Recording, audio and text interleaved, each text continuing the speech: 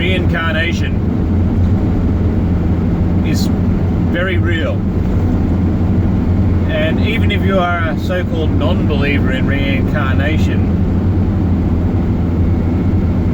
reincarnation is real. And to what degrees we can reincarnate, and in what modes and forms, and how much complexity in which we can reincarnate is varying. But even to the atheist, reincarnation is real if you understand what this means. At the very least, an atheist must understand that if you have children, you are reincarnating in the sense of your genetics are being reused, remolded, reformed in a new body after you're dead. Even whilst you're alive, when you have children, your children are made up of the same stuff as you, and they are you. In the very least, you are reincarnated by procreating. Now, as far as your consciousness goes, and your identity and your memory goes, this is of course debatable. And there'll be plenty of disbelievers or non-believers in this form. Now, this is an argument that can be made in ignorance if you, of course, haven't experienced any form of reincarnation. But what proof would there be? What proof is valid enough that one has reincarnated in some form or another, beyond just the genetic reprinting? Well, memories of happenings, of places, of events, or of things that predate the individual's experience in this body. For example, children who have memories of places or things that they've never been to, or people that they've never met, quoting people that they've never met, or anything like that. I have my own personal experiences. For example, one of mine is that in my grandparents' house, which has been renovated or upgraded in between the time, before my birth, but whilst my great-grandfather was alive and living in this house, the house was in its original state. And it's in this state that I have had dreams and I have memories of the house. And I had these dreams and these images and these memories of the house being unrenovated. And I could not have possibly understood or known how to view this house just by looking at it. As an adult, I can look at the place and I can see where walls have been moved, and I can tell what's been added on based on my knowledge of architecture and construction. And this has helped reinforce my understanding of this previous life memory. But the age of the memory, for me, as in when I know, or when I had this vision, I didn't realize at the time what the house was, what I was having. I just thought I was in a house that was similar but not the same.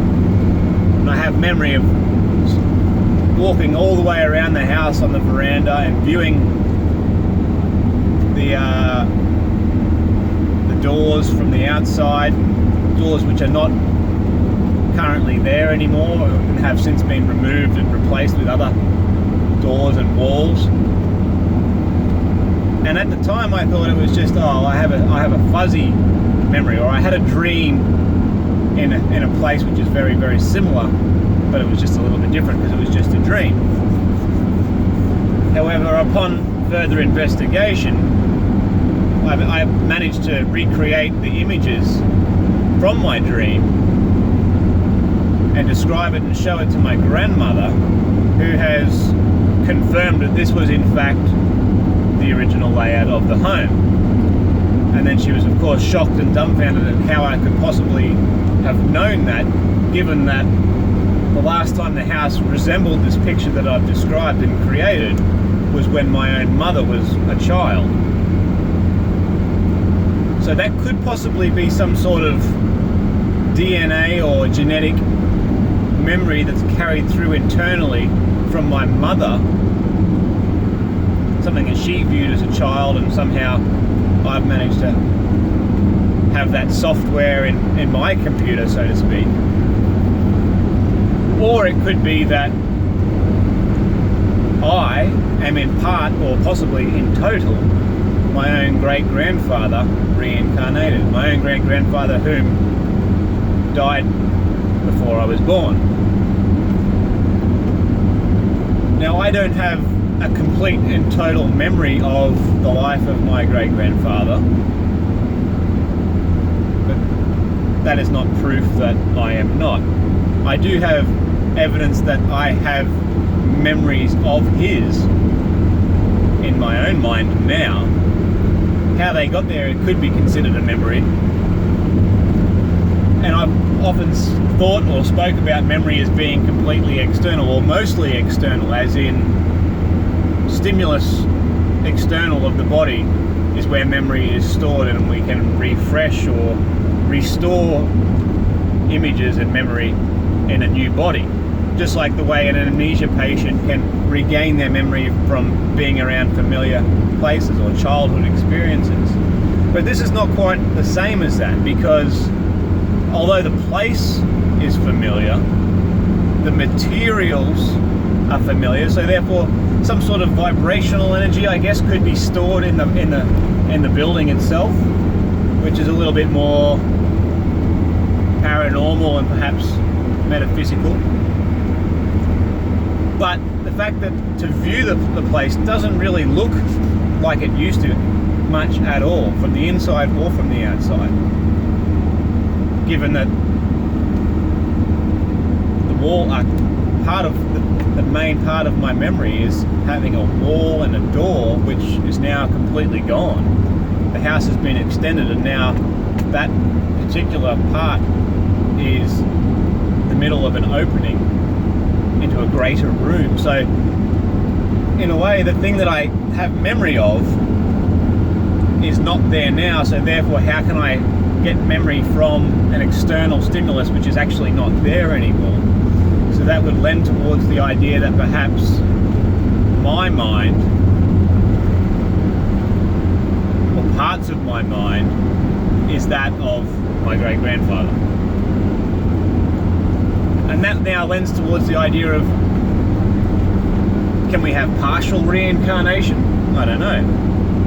I'd say at least, yes, it's definitely possible.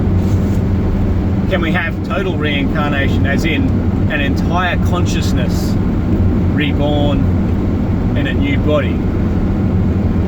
And I'm not ruling that out. I don't rule that out at all.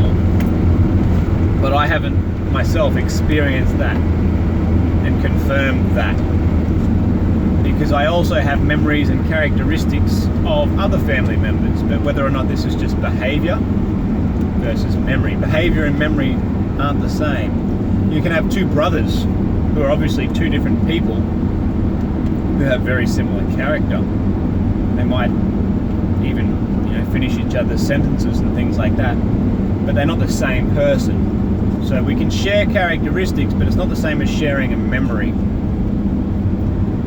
So I thought I'd share that for anyone who's unfamiliar with the thoughts or feelings of reincarnation. And of course, this is not the only way it can happen. I'm sure there's other